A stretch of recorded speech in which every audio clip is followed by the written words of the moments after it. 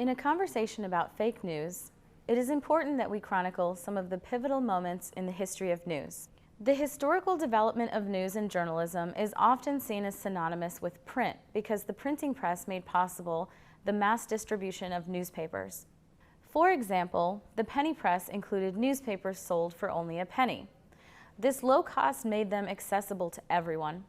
Penny press newspapers were supported by ads rather than subscriptions, and the aim was to attract as large an audience as possible. In 1846, the Associated Press, or AP, was formed. The AP included 6 publishers from different New York newspapers and was a collaboration meant to take advantage of the telegraph, which, at the time, was a medium that was too expensive for one newspaper to afford on its own. Today, the Associated Press is still based in New York. It continues to supply text, audio, video, photos, and graphics for its nonprofit members, which includes about 1,500 newspapers and 5,000 radio and TV news operations. In the late 19th and early 20th century, yellow journalism took center stage. Yellow journalism is known as sensational journalism, a style in which stories were sensationalized, exaggerated, and often partly or entirely fabricated for dramatic effect.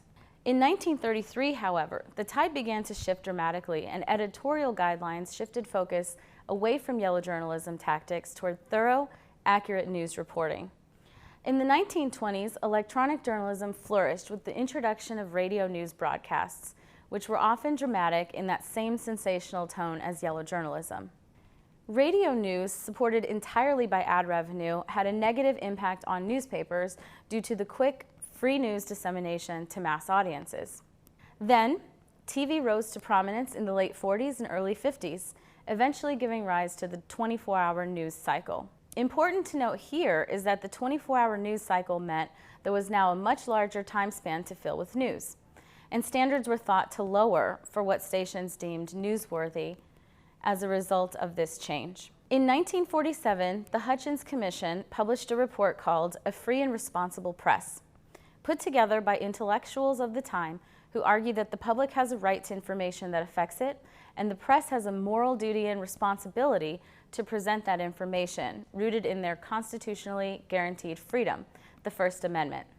A healthy press functions when the government, public, and press work cooperatively. The report stated that this constitutional guarantee applies to all news media. Professional journalism distinguishes itself with a strong culture of what used to be called objectivity, but is now referred to as fairness and balance. This includes the professional and ethical obligation to cover an issue so that all sides are presented accurately and justly. Some argue that objectivity is rarely possible, given that human beings are reporting the news. For example, in the early years of TV, news anchors were much more stoic and straight-faced, with vocal emphasis so that news came across as objective reporting of the facts. More and more in recent years, and arguably since the 1970s, we see news anchors with more vocal inflection, more interpersonal back-and-forth interaction with other anchors, and more descriptive language and powerful word choices to describe news.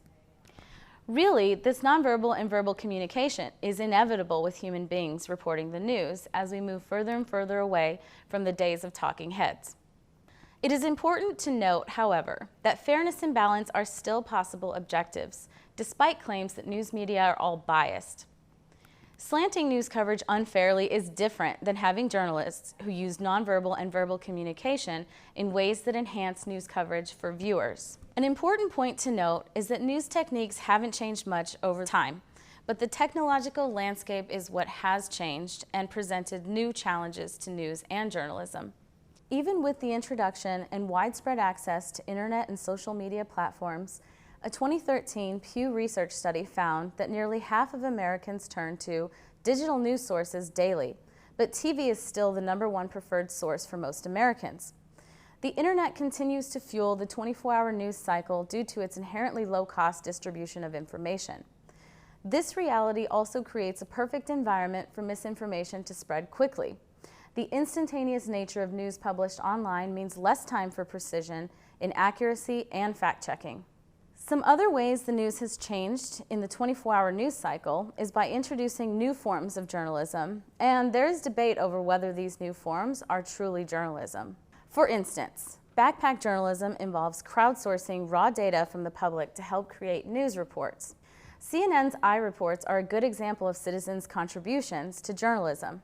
CNN accepts video, photos, and audio from computers or cell phones submitted by the lay public, and then news teams at CNN decide whether and how to integrate iReport information into news reports. A wide variety of information exists online that would fall into the non-traditional journalism and news category. Some examples include personal websites, blogs, and discussion forums. The key distinguishing factor here is that this information is not produced by traditionally trained journalists, but is driven and produced by the public. Some questions arise here. Who may be considered a journalist? And what do we consider credible news? The digital age has certainly flattened access to news production and mass dissemination. Now that we have a handle on some of the important points in the history of news, let's talk to a journalist about this. I'm here in Davidson, North Carolina. Our local NPR affiliate is WFAE, and we're going to talk to reporter David Borax about his journalism career and experience.